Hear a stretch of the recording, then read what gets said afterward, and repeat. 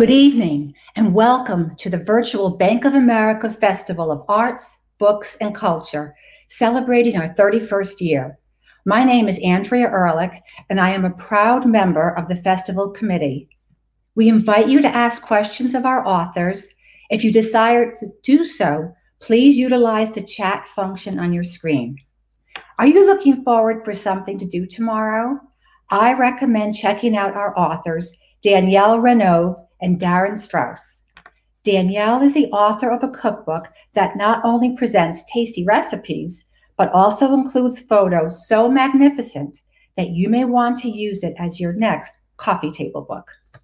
And Darren Strauss, a Katz JCC favorite, will share his fictional book about Lucille Ball from the early days of television. We would like to take a moment to acknowledge all of our veterans who are with us today. We cannot thank you enough for your service to our country and for all that you have done or did do to protect our country. And I am proud to introduce you to Nelson Melitz, Colonel, USAF retired Jewish War Veterans National Quartermaster. Colonel Melitz. Thank you, Andrea. It is a pleasure to be here tonight and to join all of you in saluting our troops, our military, our veterans. My 32-year career in the Air Force is just a short period of time compared to what the Jewish men and women have done in serving this country. We've served in greater percentages than we are in the population since the Revolutionary War. As examples, World War II, 550,000 Jewish men and women served in uniform out of a total of 16 million people in the United States in uniform. And across the globe, just to add this, there was more than 2 million Jews that served from Russia, England, Austria, and many other countries. Another example, Korea, 150,000 Jewish men and women served. Vietnam, over that 20-year period, 350,000 Jewish men and women served. And of course, in the first Gulf War, which started in 1990, it's the 30th anniversary. I can remember sitting before my TV and watching CNN, like many of you can, and waiting for the bombing of Baghdad. Well, we had on the ground approximately 400,000 troops, and out of that number, at least 50,000 on the ground. And over that period of that first Gulf War in 1990, 1991, 125,000 Jews were in uniform serving our country. Of course, we can't forget the current wars in Afghanistan and Iraq, where 19 years we've been fighting that war. Over 100,000 Jewish men and women have served, many of them risking their lives and some giving the ultimate sacrifice. Millions and millions of Jews have served our country since the Revolutionary War, in peacetime and in war.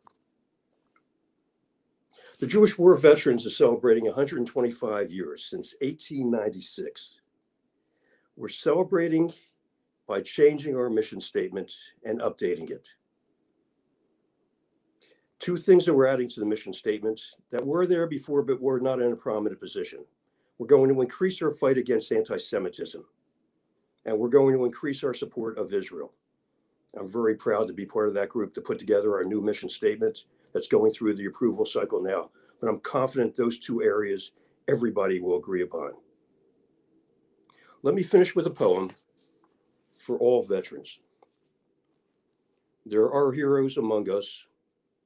They are family members, neighbors, faces in the store. They wear caps, patches, pins. They can be bigger than life and modest souls. They may have followed a ladder calling for law enforcement, fire, or EMS.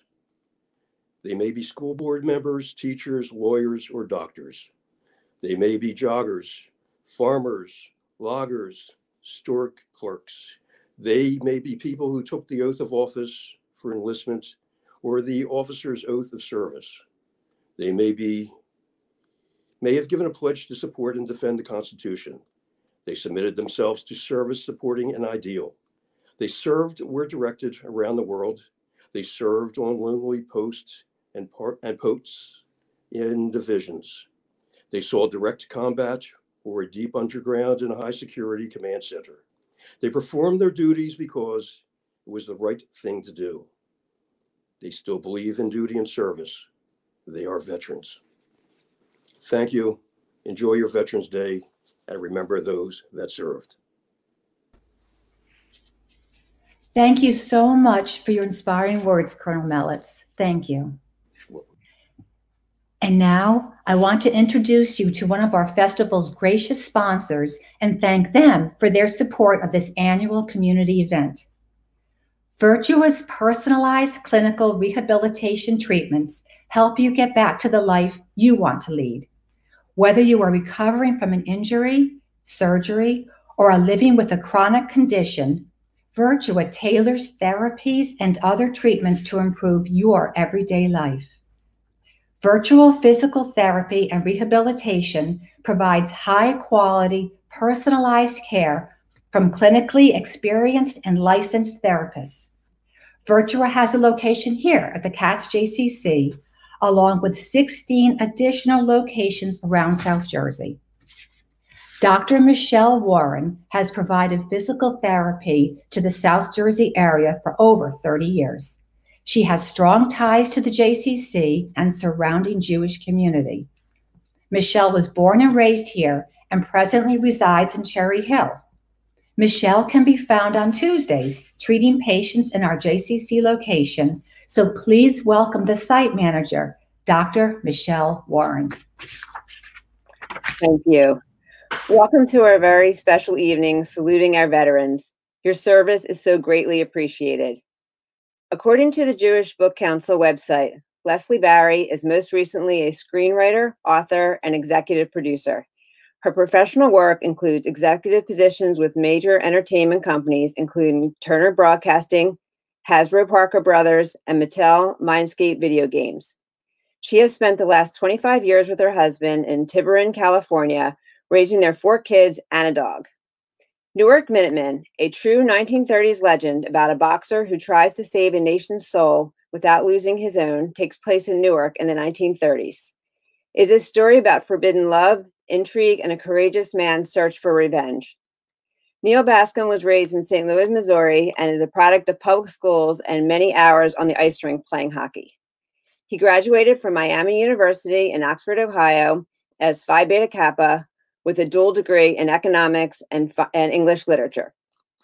He has worked first as a journalist in London and Dublin, and then moved to New York, where he became an editor at St. Martin's Press, followed by another stint overseas for a Parisian magazine. He turned to writing books full-time in 2000. He has published 5 books over the years, receiving many accolades and awards. Barnes & Noble Discover Great New Writer, Best Book of the Year lists, the United States Maritime Literature Award, and national and international bestsellers. His books has been optioned for film, featured in several documentaries, and translated in over 10 languages. He has also written for the New York Times, Wall Street Journal, and LA Times. Faster, How a Jewish Driver, an American Heiress, and Legendary Car Beat Hitler's Best chronicles one of the most inspiring, death-defying upsets of all time, a symbolic blow against the Nazis during history's darkest hour. This is a pulse-pounding tale of triumph by an improbable team of upstarts over Hitler's fearsome silver arrows during the golden age of auto racing. Leslie and Neal will be in conversation with our community's own Helen Kirschbaum, director of the Esther Raab Holocaust Museum and Goodwin Education Center. Please join me in welcoming Leslie K. Barry, Neal Bascomb, and Helen Kirschbaum. Thank you, Michelle. And thank you, Colonel Mellitz, for your service and for the service of all of those veterans who you represent. I'm honored to be representing the Esther Raab Holocaust Museum and Goodwin Education Center tonight, as our community welcomes authors Neal Bascomb, who wrote the book Faster, How a Jewish Driver, an American Heiress, and a Legendary Car Beat Hitler's Best, and author Leslie K. Barry, who wrote the book Newark Minutemen, a true 1930s legend about a boxer who tries to save a nation's soul without losing his own. We'll have the opportunity to hear from both authors tonight as they share with us the stories that they've written. but we're going to hold off on letting them answer questions until after they've both had the opportunity to speak. You can feel free to put your questions in the chat box as you think of them, but the authors won't be answering them until a little later. Now, I'd like to ask Neal to be our first speaker and have him tell us about his fascinating book. Remember, as you're listening to tonight's authors, if you still haven't had a chance to buy the books, you can purchase them at inkwoodnj.com/ABC. Now, Neal, why don't you start us off? Wonderful. Thank you, Helen. And it's nice to be speaking in everyone's living rooms here from my office in Philadelphia, here to talk to you about my latest book, Faster. Now, I'd probably be one of the last people that I thought would ever write a book about motor racing. Fastest car I've ever driven was probably a Subaru. But I was absolutely fascinated by this story that I read about this car that had presented at the Pebble Beach Concours a few years ago. It had been renovated, and it had this sort of delicious backstory that during the war, when the Nazis invaded France, Hitler sent men to find these 4 what were called Delahaye 145 cars, have them found and destroyed. They were actually hidden away by Parisians in caves, and others were dismantled, and they were basically gone and hidden away for the rest of the war and saved. Also, when the Germans invaded Paris, Hitler sent men to the Automobile Club of France, and I'll start here with the slides, Chris. Sent men to the Automobile Club of France and went to the libraries there where all the records were, and deliberately had all the records taken away because they didn't want any evidence of this remarkable victory by René Dreyfus and his improbable team against the best German race cars. And so that sort of initial backstory is what got me motivated to explore this history, which has really been forgotten. And it led me first to René Dreyfus. Next slide. Now, René was, as one journalist wrote, and it's probably the best description I have of him, is he had a stare of searing intensity and an undying affection that lets you know, without a doubt, that René was put on this earth to drive cars fast. René was raised in Nice. His father was Jewish, his mother was Catholic, but really the only religion that René had was racing and going fast. He learned in his father's sort of clunky car around the mountains around Nice, and in 1930 really sort of catapulted himself into the top echelons of the Grand Prix with a win at the 1930 Monaco Grand Prix. Sorry, next slide. This is actually a shot of René after the 1930 Monaco Grand Prix, and just look at the level of exhaustion. Driving these cars at that point in time, it was a Bugatti, was just, you were absolutely manhandling these cars around the course, pulling gears and levers. He was so sore at the end that he had to hold the trophy at the crook of his arm. Now, René soon became one of the best Grand Prix drivers. He drove for virtually everybody, including Bugatti, including Alfa Romeo, including Maserati. He was rich, he was very successful, and then 2 things happened. Next slide. The first is he gets into a terrible car crash in 1932, is hospitalized, and really begins to lose his nerve as a driver, yet he was still considered one of the greats, continuing to get cars. And then, next slide, please. And then what happens, of course, is the rise of nationalism in Europe at the time. And since René was of Jewish heritage, he was banned from the best teams and the best cars. He was basically kicked off of the Alfa Romeo team, wasn't allowed to drive for any German teams, and really became, by 1935, 1936, kind of a jockey without a horse. The second person in this story that I want to introduce is Rudi Caricciolo. Rudi was ultimately one of the best German drivers of his time. He came from a very wealthy family. He was a bit of a rascal. In 1926, he, much like René before him, sort of leaped onto the Grand Prix scene with a win at the German Grand Prix. and was really at the top of his game by 1930, 1932. Next slide. Where he too got into a terrible accident. And what you have to understand about this sort of golden age of Grand Prix racing at the time is it was extremely dangerous. We consider car racing dangerous now, but at that point in time, people were dying at a rate of every week or every other week on these courses. There were no seatbelts. There were no helmets. You basically braced yourself inside these cars that were going 100, 150 miles an hour. Rudy crashed at Monaco, shattered his right leg, his right hip, thought that he would never drive again. Next slide. While he's recuperating, his wife, Charlie, dies in a skiing accident. And basically, Rudy's life is ruined. He's absolutely devastated. He thinks basically that life is over for him. Next slide, please. And then walks in, of course, Adolf Hitler, who, when rising to power, the second speech he ever gave, once Chancellor of Germany, was at the Berlin Motor Show.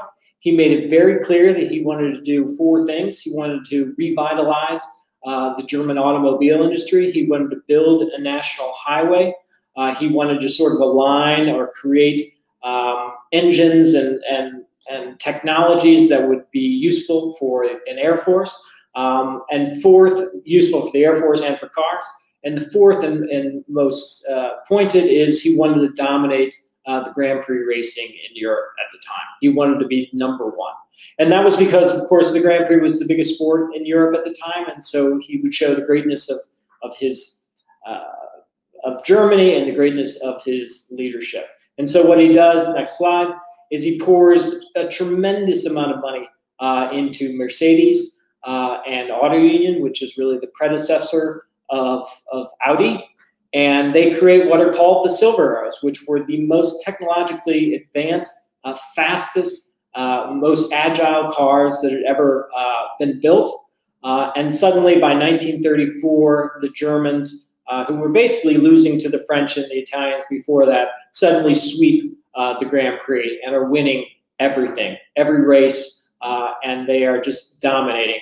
And the propaganda surrounding that, next slide, is run by, Chris, do you mind, next slide, please? The propaganda around this is run by Mercedes, by Auto Union, but also Joseph Goebbels, again, promoting the greatness of German technology, the greatness of German cars, the greatness of these drivers. Rudy Chiaricchiola is one of those drivers who sort of brought back. He once again reigns as the top driver in the world. And again, the propaganda is essentially that the Germans are, as I'm quoting here, swift as greyhounds, tough as leather, strong as Krupp steel. And so there's a woman, next slide, named Lucy Schell, who was born in France, but her father was American. So she split her time between Pennsylvania and Paris. She grew up in very rich surroundings. She did her grand tour of Europe. She was doted on by her parents, and she could have lived a very sort of conventional, staid life. But Lucy was a bit of a firecracker. She, in World War I, became a nurse and in Paris and treated many of the soldiers wounded, and grew to sort of very much dislike Germany at that point in time. In the 20s, she sort of lived the movable feast of post-war Paris, and then began to get involved in auto racing. Her husband was interested in it.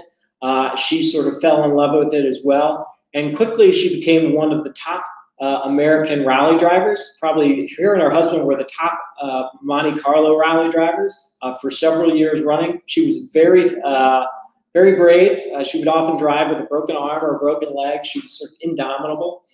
And Lucy, by 1935, is sort of coming to the end of her racing career, but doesn't want to leave the sport. And most importantly, she's finding this dominance of the German and all this propaganda behind their wins with the Silver Arrows untenable. And no one is really doing anything about it. And so Lucy decides, next slide, This is actually Lucy, a shot of Lucy coming in the Monte Carlo rally in 1935, and that's her husband, Laurie. Next slide. Lucy decides that she's going to do what no one's doing, and that's to take on the Germans. And so she's really the first woman to ever start her own Grand Prix team. She invests about half of her wealth. Her parents had both died, so she took her fortune and invested it in the production of a new Grand Prix race car to be built by this company, this French company called Delahaye. Now, Delahaye was not known for building cars or particularly good cars. Critics said, perhaps the best quote is, they made the perfect cars to drive in funeral processions. They were slow, they were sluggish, they weren't terribly good looking, but they were very durable. But she goes and they have this very good engineer, Jean-Francois, and so she essentially goes to the head of the company and says, I will finance this project from top to bottom. We want to design and develop a racing car that will take on the Germans, and will you do it?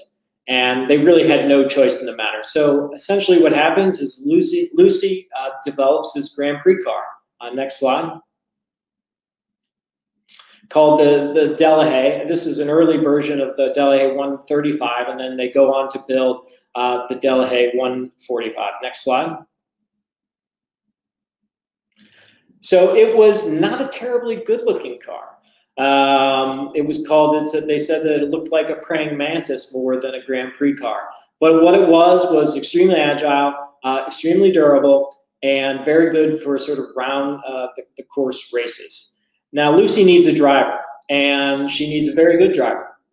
But she's a woman trying to start her own Grand Prix race team, which isn't done. And she's starting it with this fresh car, and so no one wants to drive her. And essentially, she lands on selecting Renee because he doesn't have anyone else to select as a team. And she saw something in Renee and believed that he could be the one to lead her team to greatness. And so this begins in 1937. Next slide. Renee takes on this mission, and Lucy really sort of revitalizes his career. She does two things, essentially. She sort of brings back his courage as a driver, his ability to take risks. She puts him in all these sort of very dangerous rally drives that he's totally unaccustomed to sort of break him out of that accident that he had in 1932. And the second thing she does is, and most importantly, is she gives him a reason to drive. Renee, for many years, had lived and raced either out of a love for driving or for the love of being a Grand Prix driver and all that life gave him, money, celebrity. But Lucy gave him essentially a mission. He was going to be the Jewish driver to take on the Nazis, and that he could be a symbol of sort of taking the Germans down by a notch. And so inspired by that, they go on, next slide. They go on, and I'll sort of leave it because I want to give everyone else here a chance to ask questions. But they go on, and in the 1938 Grand Prix, at the opening race, soon after Hitler takes over Austria, there's this incredible first race at a place called Po, and it sets the stage for this remarkable race that Delahaye, Lucy, and Renee ultimately win.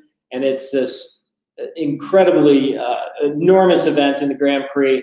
And many call Renee at this point in time, who was kind of the Babe Ruth of Europe at this point, the kind of what they called him, quote unquote, was the divine avenger of the Jewish people at this particular time.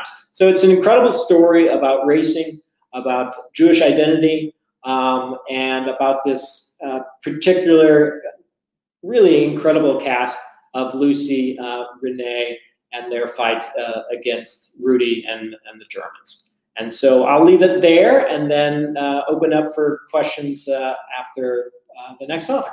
Thank you. Thank you so much. That was really fascinating. Now let's give Leslie an opportunity to talk about her book, and then we'll be back to have Neal and Leslie both answer questions. Thank you so much. Thank you, Helen, and thank you everyone for inviting me tonight. I love doing these talks in New Jersey since that's the setting of the story, and so many people connect to it. So yes, I just published Newark Minutemen, and it's also the movie is in development as well. And Newark Minutemen is based on a family story about my uncle. And in fact, I worked hours and hours and hours with my mom researching it. She's 95 now, so it was just a couple of years ago that we started. So the story is a mix and a balance of action as well as drama. So the drama part comes from, it's a love story. And it's a star-crossed love story, which is doomed for failure.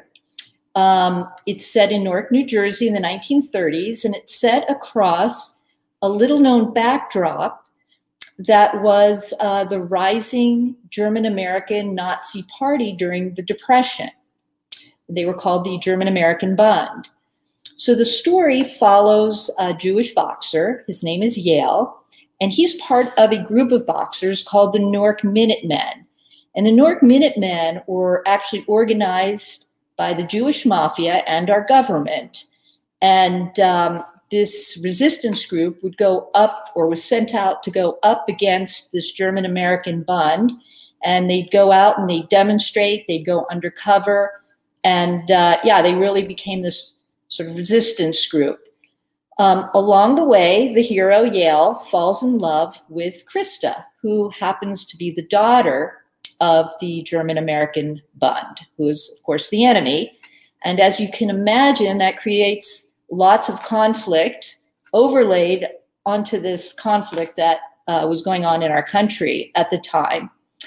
So the way I wrote this story is it's written by 4 narrators, and it's the 2 main characters, Yael and Krista, and it's also the mob king of New Jersey, Lonnie's Willman, and the Führer Fritz Kuhn, who was the head of this German-American Bund, who was actually the self-proclaimed American Hitler. And the reason I did that is because I wanted to create this empathy for both sides. I wanted the readers to really connect with the characters and know their past and see both their kindness and their wickedness and their mistakes, because I wanted people to put themselves in the shoes of both people that were, or both sides that were defined as the bad guys. Because in fact, some of these people were very charismatic, and you question, why did everyone follow them? So I really tried to create this connection with every single side of the characters in the story. So through these 4 characters, the reader examines why America closed our eyes to the satellite that Hitler was actually building in America for his Nazi empire. And in fact, this story's been buried, and we can talk about why and different theories. But if it actually had come true, we would probably not be sitting here, or at least have lived a much different history than what we know today. So, so where did this story come from? Well, my mom, who as I said, is 95. She was born in Newark, New Jersey, immigrant family who had come over from Russia, big family, 4 older brothers.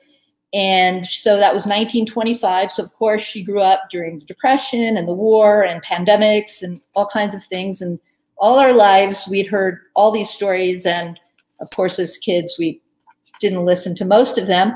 But at her 90th birthday, all the cousins were talking about her older brother, Harry, who used to be a boxer.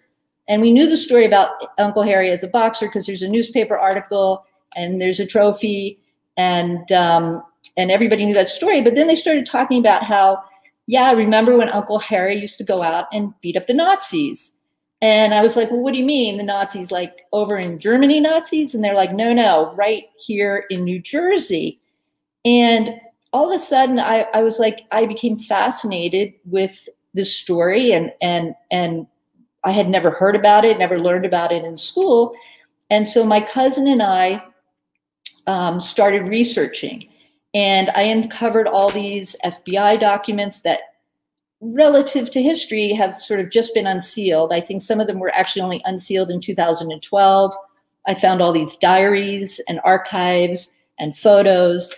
And then I saw a clip, which I'm going to show you in a second, that chilled me. And I said, I've got to write this story. And the clip you're going to see was in 1939, 6 months before Hitler marched on Germany. Takes place in our Madison Square Garden on our President's Day. So please run the clip.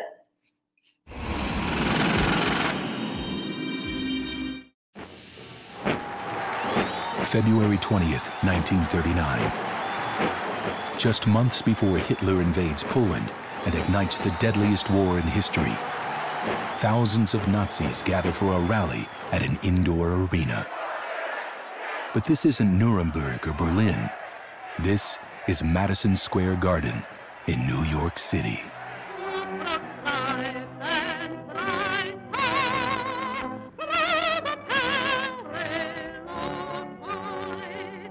You all have heard of me through the Jewish-controlled press. And the man speaking isn't a member of Adolf Hitler's inner circle.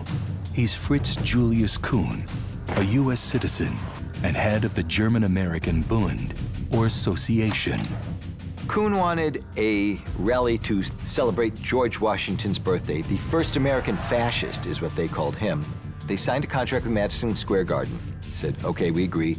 No swastikas, no anti-Semitic signs, none of that stuff. Of course, once the contracts were signed, those agreements went out the window. This program was produced for the German-American Bund rally. We love him for the enemies he has made. Ladies and gentlemen, Mr. Fritz Kuhn.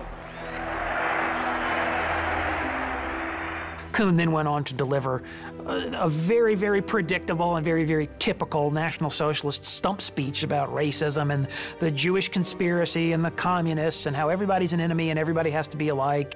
We, the German-American Bund, organized as American citizens with American ideals and determined to protect ourselves, our homes, our wives and children against the slimy conspirators and the parasite hand of Jewish communism in our schools, our universities, our very homes.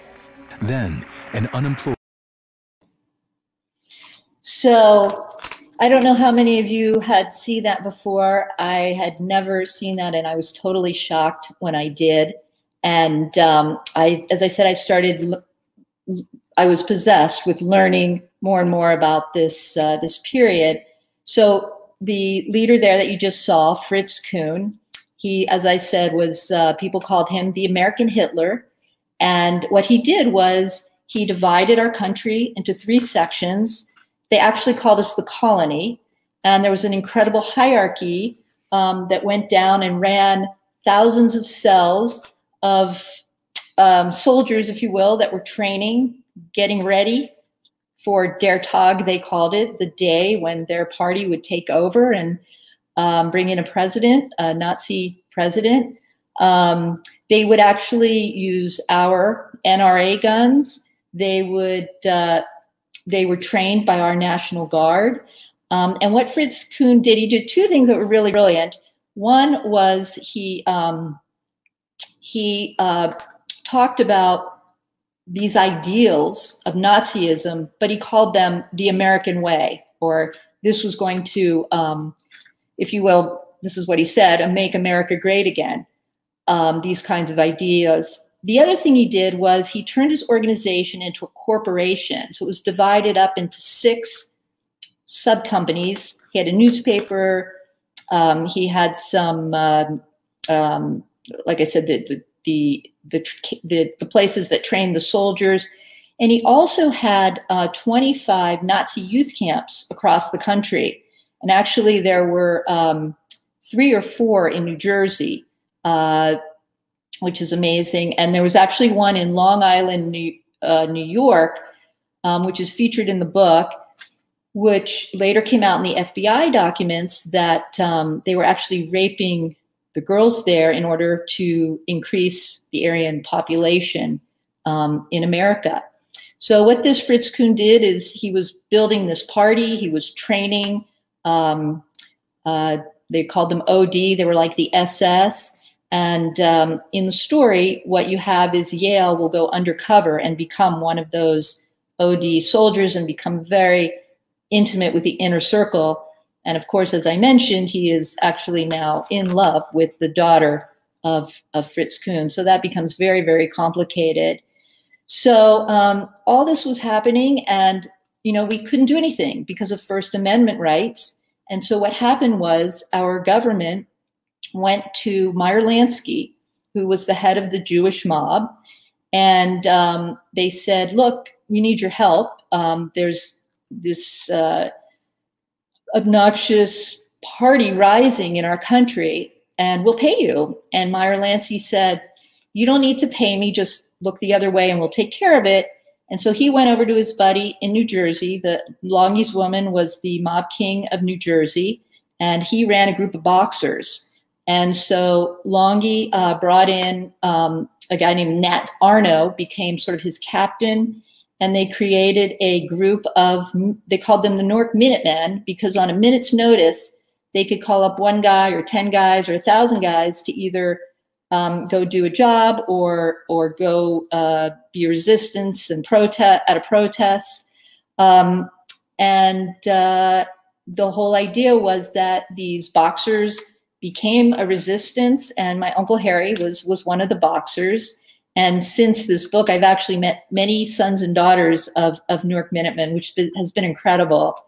So what you have here is a story about revenge and this unholy alliance, and also this forbidden love. And so that's the story of Newark Minutemen. That's based on my true family story. Thank you so much, Leslie. Both these books are fascinating, and I'm sure that the audience is going to have lots of questions for both of you. In fact, the first question has already come in, and it says, Neal, can you tell us about the young adult version of Faster called Racers? Yes. So for the past, I think 7 or 8 years now, most of my books, or all my new books, are turned into young adult books as well. So the first book that did that was Hunting Eichmann, became Nazi Hunters, and then now down to Faster, is turned into the Racers. It is essentially the same story, but I take the sort of thrust of the narrative and really sort of boil it down. So you get all the really fast bits and not a lot of the context and the sort of deep history. And it has a lot more photos. So it's perfect for 6th grade through high school, essentially. So you both talked about stories that are based in real history. Leslie told us that she found her history in her family. How did you discover this, Neal? And how did it become such an interesting thing for you?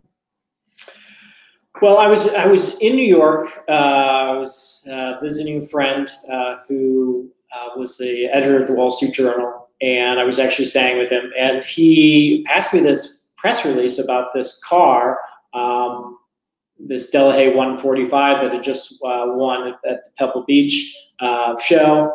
And it was essentially a sort of press flack trying to get coverage for this car. But again, it had this really fascinating backstory during World War II.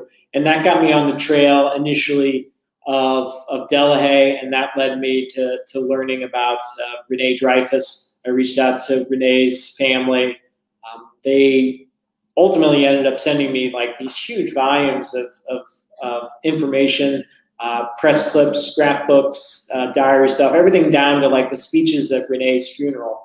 That really sort of opened the window to this story. And then it became, I understood what Lucy Schell's role was and tracked that down to England. So it was, you know, it was a harder research than the book I wrote about capturing Eichmann in Argentina. It just was, it was very challenging. It took several years, but ultimately I tracked it down, and it's been just a fascinating story to tell. It sounds really interesting. Leslie, you said you worked with your mom on doing the research for this book. Was she able to fill in on any of the story for you? Did you have to find a lot of it through research? Did your other family members help? Like, did different parts of the family have different pieces of the story? Sure. So first of all, I will tell you that when my mom and I finished the research, it took about 2 years. The discussion, it took about 2 years. She almost cried. She said, "Does this mean we're not going to talk anymore?" So, so there are two levels to that answer. One is I really wanted to put myself in her shoes in the 1930s. And so the first layer is I would ask her every single detail about what was it like. Did you talk to Germans? Did you, just the whole life of the 1930s. And she has an incredible memory. She's still going strong today. She knew all the stories. She told all the stories about Longy. So Longy, across the street, so whenever you hear there was a candy store in Newark, that actually meant that was a front for where the mafia met in the back. And so the candy store across the street was where Longy and his guys used to meet, and it was right next door to my mom's cousin as well, to answer part of your question, who I talked with a lot. And so they would see Longy go in and out. My mom's older brothers worked for him in the numbers, running the numbers, and the boxing and all of that. And all the brothers were friends with that group. And in fact, I have talked to many of the other families and kids of the mob back then. So a lot of it came from family and reflecting on anecdotes. The other thing I did is my mom went to the high school, Wequak High School, and we reached out to everyone there and said, does anybody have any stories about the Newark Minutemen? And we got all these anecdotes from actual people. And I'm actually really good friends with, this was post-book, but I'm now really good friends with two of the daughters of the Minutemen. And we've shared pictures, post pictures. And I always tell people, if your dad was a Minuteman, go to my website and send me his picture. And I have a whole gallery that I'm building there now of them. So that's part of it. And the other part is, it was, as I said, it was my mom's 90th, which was really great that we reconnected with all these cousins. And then we actually went out and visited. And once they got talking and shared stories, all these stories started flowing out. Thanks. Interesting how family stories get hidden away for so many years. Yeah, we finally get revealed. Questions, I think. Yeah. So, Neal, the next question is for you, and it comes from Alan. And he says, can you discuss, how Renee went from a top-tier race car driver in Europe to a top-tier restaurant owner in New York City? Yeah, Renee lived a sort of a very fascinating life. He could have stopped with being a Grand Prix race driver and beat the Germans in 1938. I think he pretty much would have had it there. But actually, he subsequently left Europe, actually sort of got out of town thanks to Lucy Schell right before the Germans invaded France. Lucy set up for Renee to race at the Indianapolis 500. And basically it was a ploy to get him out of the country because she feared that Hitler and folks would target him because he had beat them so badly at Poe. And so he ended up in the United States, became a citizen, ultimately joined the Army, was involved in the American landing forces in Italy, fought his way upwards, and then reconnected with his family in Nice, who were part of the resistance in France at the time. So there's two amazing lives. And then the third life that Rene had is he brought his whole family to New York and started a French restaurant ultimately called Le Château, and it became this sort of mecca of both French cooking and racing in America. And so he ran that restaurant, which was quite famous. He was both sort of maitre d' and owner and bon vivant, and just ran that for several decades very successfully. And, you know, he just incredible. I think my only regret in this whole book is he passed away before I had a chance to meet him, because he just sounded like such an incredible person. So both of these stories are so unusual. In case you haven't had a chance to buy the books yet, let me remind you that you can go to inkwoodnj.com/ABC and make sure to get both of them.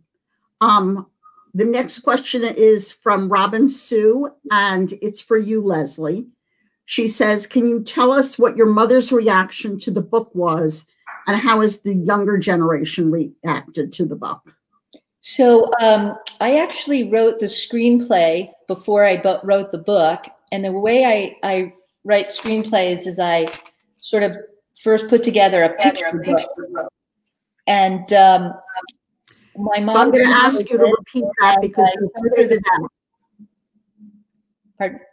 You faded out. You said when you first put together a screenplay.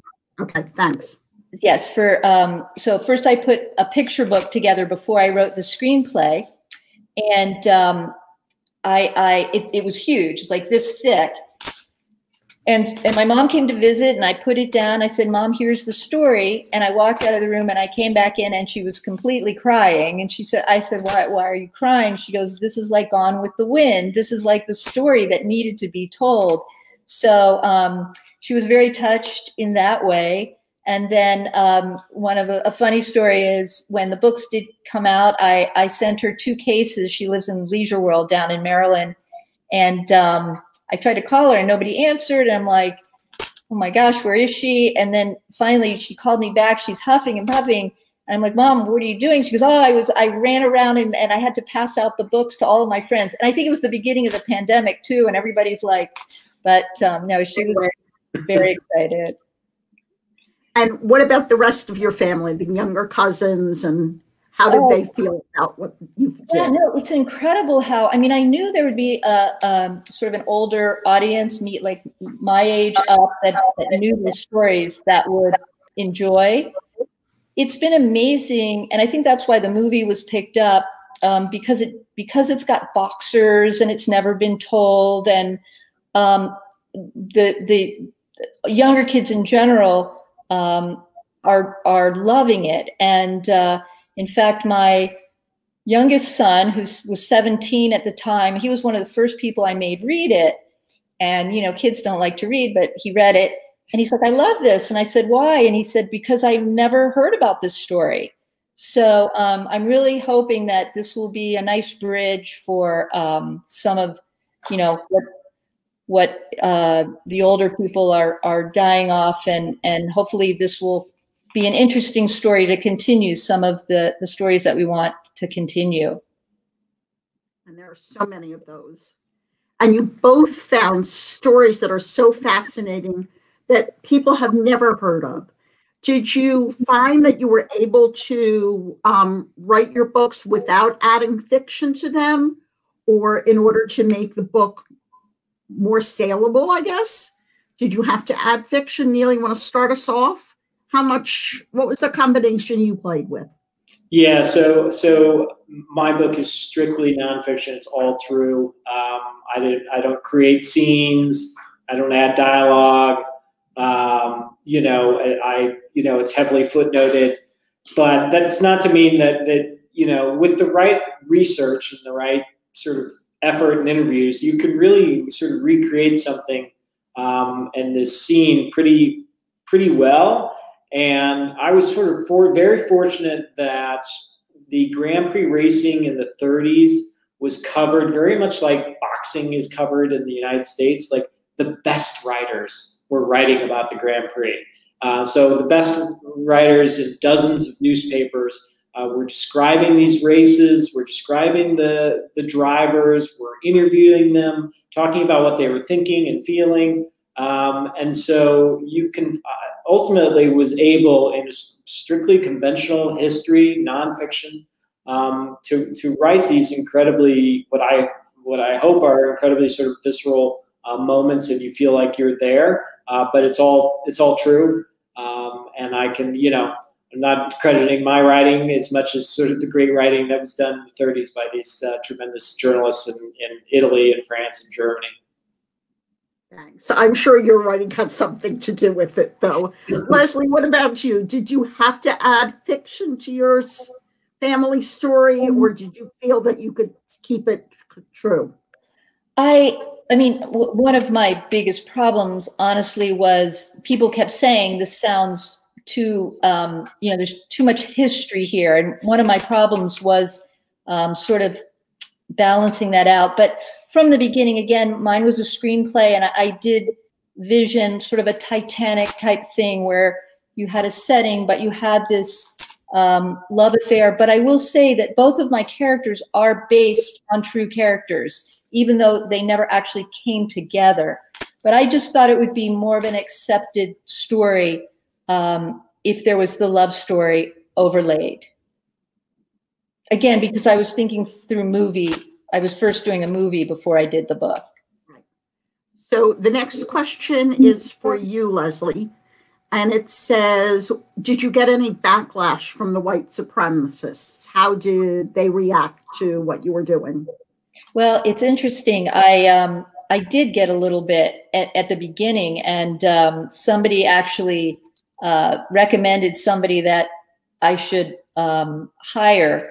But I will say that it wasn't a lot. And I will say that we know the punchline of what happened in the 30s, and it was very, very bad. And I think as Americans, we understand that, the Nazi regime of Hitler was a horrible thing.